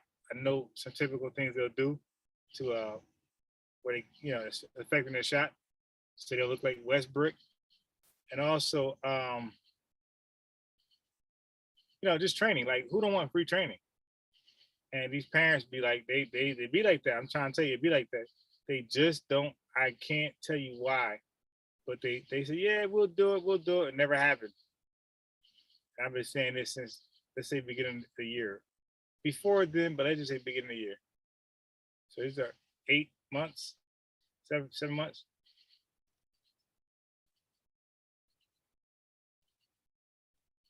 Okay, so it's all about conquering stupidity in our society.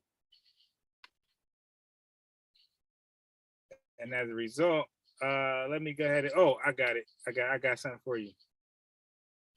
So I'll listen to Tariq Nasheed, one of his podcasts, and he had an interesting debate with a caller.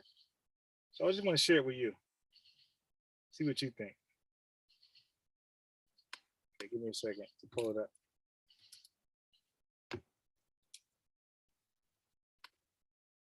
Okay,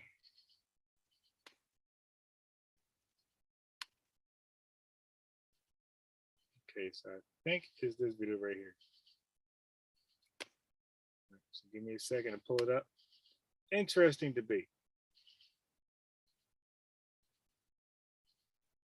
Supporting their stores, buying their liquor stores, and going to their nail shops and eating their MSG food. And we looked up one day and we said, hey, man, this thing is enslaved. They were mixed in with the black people who were brought over from Africa. There we go. Breaks. Don't try to be a ventriloquist here. Okay, now check this out. So Tariq Nasheed asked, what is the FBA culture? Now, no, don't believe that I'm against FBA Adolf. The whole idea. I'm not. But I love to hear the in-betweenness, like this right here. Check this out. Okay, don't put words in my mouth. I'm very concise with what I said. There were black people here already. When the Europeans got here, they were already. He's talking about America. He's saying black people. Now, the only definition of black people in Tariq's mind that I could come across is that you gotta just be dark. If you're dark, you're black. So the Indians are black, the Moors are black. Whoever is dark is black to Tariq Nasheed. All right. Already black people here who were enslaved. They were mixed in with the black people who were brought. Already black people here who were enslaved. So there was already black people here who were enslaved. So black people already here, different than us who comes over here. Okay. Don't forget, black can be Chinese. It could be other parts of Africa. It could be the islands of the Hispanics. They were mixed in with the black people who were brought over from Africa. So they were mixed in from the black people born from Africa. I don't even know how that makes sense. All mixed together, and we became foundational black Americans. We became a very specific ethnic group. So yes, I have African ancestry, but I am a different ethnic group. I'm not an African American. I'm a foundational. What's your ethnicity though? What's your ethnicity? But he asked a good question. He said, "What's the ethnicity?" It's foundational black American. That's my ethnicity. You understand? Well, if you said like Hausa or like Igbo, that makes sense. But No. Foundational Black American is not really ethnicity. Why isn't it one? Because it's not. What's your bloodline? You don't have an ethnic.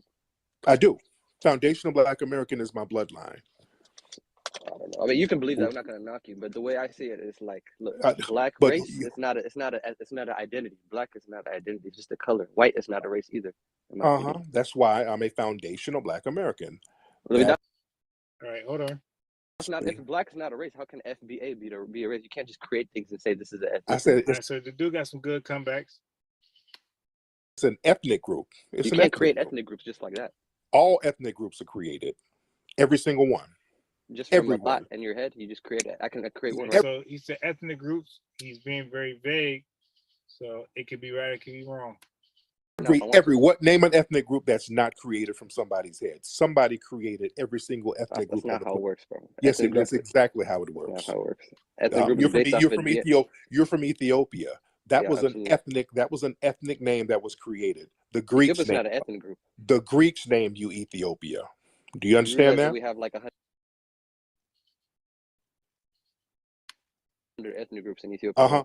Well, let's you better know your history. The Greeks named you Ethiopia. No, You know, we were yes, they called Ethiopia thousands of years before Greeks existed, bro. no. Ethiopia means burnt skin, something We like that, gave the name sunburned Greek skin. to Greece. We gave the name Greek to No, Greece, bro. no, that was Abyssinia, sir. And Ethiopian, that's not a race. Y'all would call This Abyssinia. is just a nationality. It's not a race. See, people just kind of make up names, just like Egypt. That was a name that somebody gave them. They were called Kemet.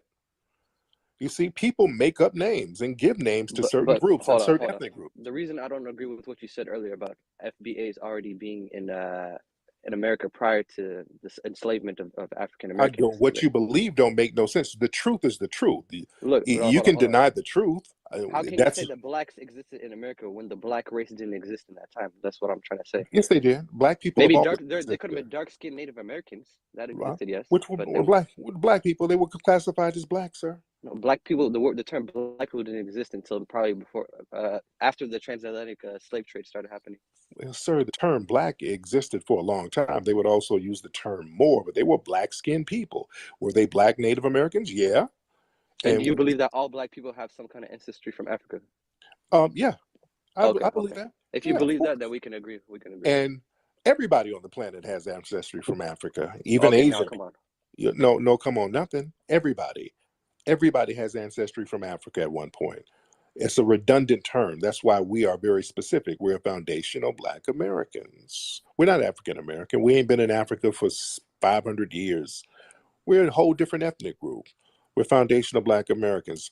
The white supremacists, when they got here, Christopher Columbus, all the other Europeans, they went on and on about the black people who were here. They saw black people and they said they look like the people over in Africa, all over the Americas, sir. This is very well documented. This is not a belief thing. But why do other cultures don't have this kind of way of thinking? Like for me personally, I wish that all black people around the world, whether if you're from Chicago, whether you're from LA, whether you're from Haiti, I wish they would just say they're African at the end of the day. But that's not the way it is. But they don't. For example, you look at the Asians. Why can't they? They've been in the Western Hemisphere for centuries and centuries. Why do they still call themselves Asian instead of some other shit?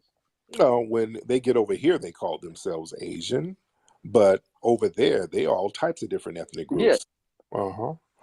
And over there, you guys in Ethiopia, well, you're over here, you're not in Ethiopia, but you guys don't look at yourself as one big African group. You got so many tribal beefs over there, it's ridiculous. You don't look at yourself as one. But we don't deny that we're African, though, at the end of the day. Oh, no, we don't either. We're African too. We got African ancestry, but I'm a foundational Black American. You are a person who's African, but you identify your ethnic group, the Ethiopians.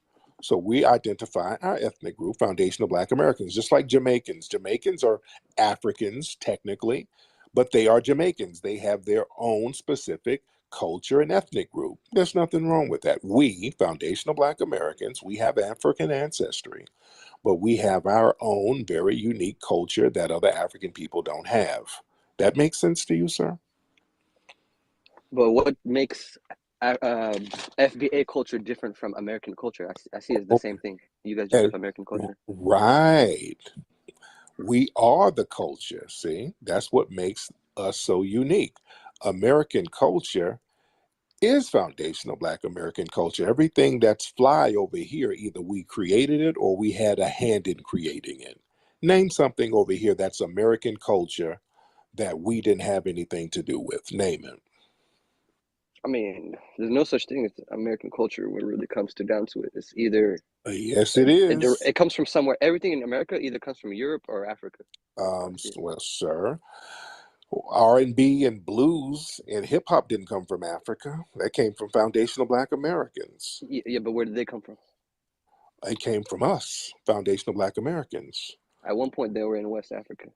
At one point, everybody was in Africa, sir. Everybody came from Africa at one point. And we're not talking about no Adam and Eve, bro. I'm talking about recently. Yeah, we're going to talk about coming from before 500 years ago, 600 years ago, there was no Africans in America.